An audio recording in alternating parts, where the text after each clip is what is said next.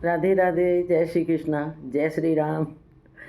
ओरछा के राम दर्शन के बाद हमारा सफ़र अब आगे बढ़ेगा उज्जैन महाकाल की तरफ।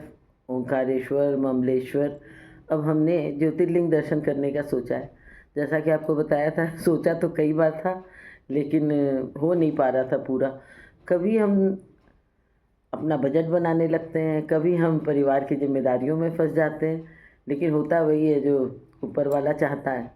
तो अब ये लग रहा था कि जो भी उम्र है उसको हम तो बोनस में मान के चल रहे हैं, तो थोड़ा आस्था, श्रद्धा, विश्वास ये रंग भी भर लें अपनी ज़िंदगी में।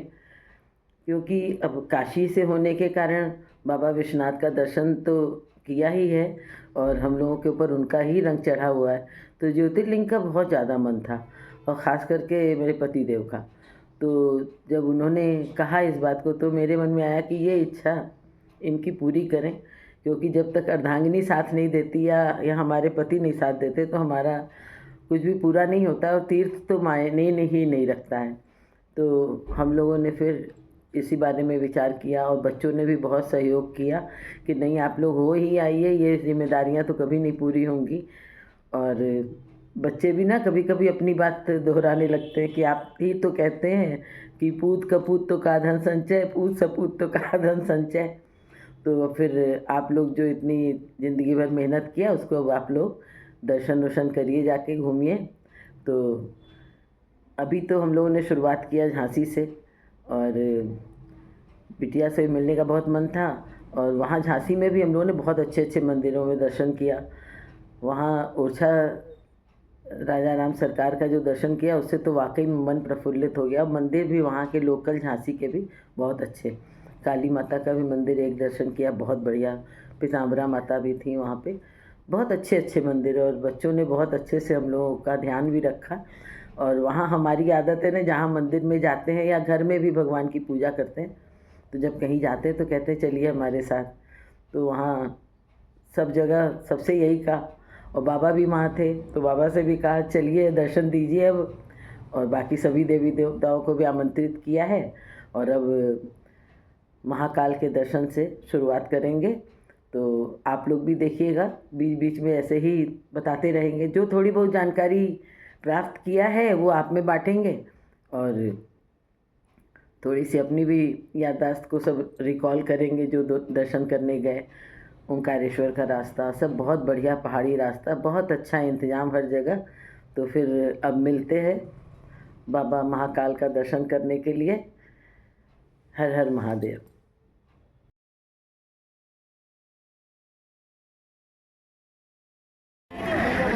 ये हमारी उज्जैन की पहली सुबह। बस ओंकारेश्वर के लिए यात्रा शुरू करनी है। ये महाकाल बाबा का रास्ता है, आगे ऊपर जाते हैं। और लेकिन यहाँ हम लोग कल दर्शन करेंगे। और ये यहाँ की लोकल मार्केट देखिए। बस चाय वाय पी के आगे की यात्रा करनी है।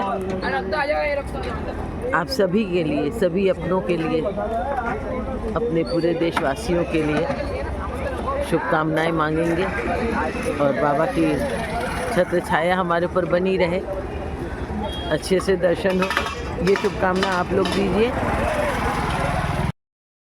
ओंकारेश्वर महादेव का रास्ता बहुत ही खूबसूरत और पहाड़ी वाला था।